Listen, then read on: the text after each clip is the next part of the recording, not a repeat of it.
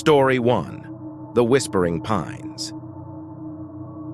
I never believed in the old stories, but now I wish I had. It was supposed to be just another hike, a way to escape the stress of city life and breathe in the tranquility of nature. The Cherokee National Forest had always been a place of beauty, but as I ventured deeper, the woods seemed to change. The air felt heavier, almost oppressive. The towering pines that once seemed majestic now loomed over me, their shadows stretching unnaturally long in the dimming light. I could feel the silence closing in, and it wasn't the peaceful kind. No, this silence was alive, like it was waiting for something. I first noticed it as I crossed an old wooden bridge over a narrow stream. A faint whisper, barely audible, brushed against my ears. I turned, expecting to see another hiker, but there was no one, just the empty trail behind me. My heart rate quickened, but I shook it off as my imagination playing tricks. I continued on, but the whispering followed me, growing louder, more insistent. The trail markers I'd been following began to disappear.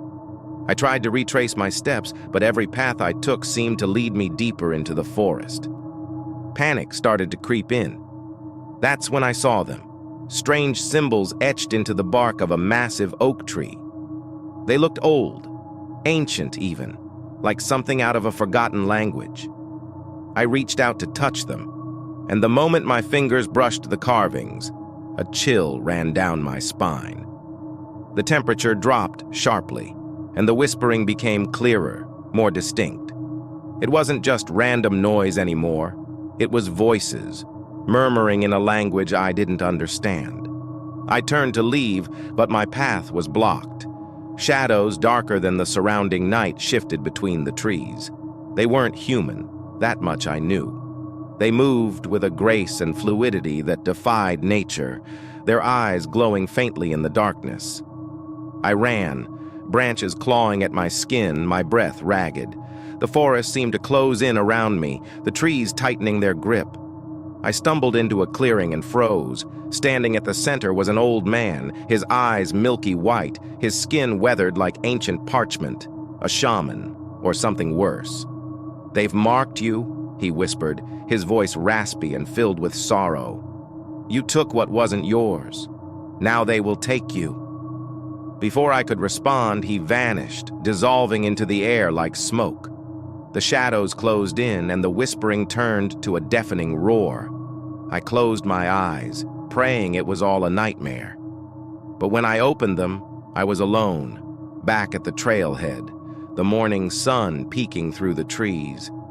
I haven't gone back since, but the whispers, they still haunt me, especially at night, when the wind rustles through the trees outside my window. They say the forest doesn't forget, and neither do the spirits that dwell within it. Story 2. The Lost Cabin. It was supposed to be an adventure, a weekend getaway to the remote woods of Oregon, a chance to reconnect with nature and each other. We'd heard rumors about an abandoned logging town deep in the forest, a place untouched by time. It sounded perfect for our group of thrill seekers. We found the trail easily enough, a narrow path winding through thick underbrush. The deeper we went, the darker it became, as if the forest was swallowing the light. The sounds of civilization faded, replaced by the rustling of leaves and the occasional call of a distant bird. But something felt off. The air was stale, unmoving, and the forest seemed too quiet. Hours passed, and we hadn't found any sign of the town. Frustration turned to unease as we realized we were lost. Then we stumbled upon it, a small, dilapidated cabin hidden among the trees. It looked ancient, like it had been forgotten for decades. There were strange symbols carved into the doorframe, similar to the ones I'd seen in books about Native American legends. But these were different, twisted. We decided to take shelter for the night, hoping to get our bearings in the morning. As night fell, the forest came alive with unsettling noises, distant laughter, faint cries, and something else. A low, guttural growl. The fire flickered, casting eerie shadows on the cabin walls. I couldn't sleep. Every time I closed my eyes, I felt something watching me just beyond the reach of the firelight. Then I heard it, a soft knock on the door.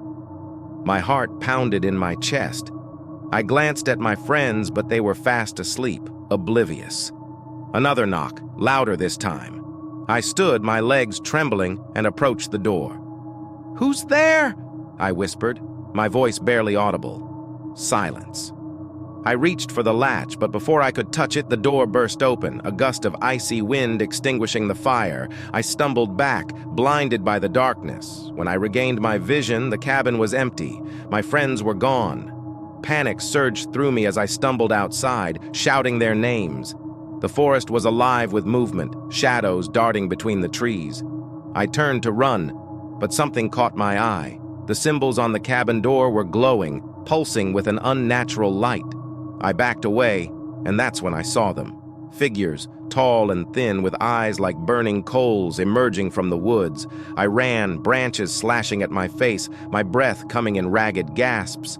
I don't know how long I ran, but eventually, I collapsed, exhausted. When I woke, I was at the edge of the forest, the sun rising in the sky. My friends were never found, and the cabin. It wasn't there when the search party looked. I still don't know what happened that night, and I don't want to. I just know that there are places in this world we're not meant to find. And once you do, they don't let you go. The Story 3, The Forgotten Road. There's a road deep in the Appalachian Mountains that doesn't appear on any map. Locals call it the Forgotten Road, a place shrouded in mystery and superstition. I thought it was just another ghost story, a way to scare off curious tourists. But now, I wish I'd listened. We were on a road trip, my girlfriend and I, exploring the back roads of Tennessee. It was late, and we were looking for a place to camp for the night. That's when we saw it, a narrow dirt road barely visible through the overgrown foliage. It looked old, unused, like it hadn't seen traffic in decades. My girlfriend hesitated, but I convinced her it would be an adventure. The road twisted and turned, leading us deeper into the woods.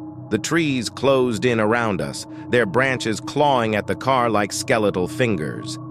The headlights barely penetrated the thick fog that seemed to materialize out of nowhere.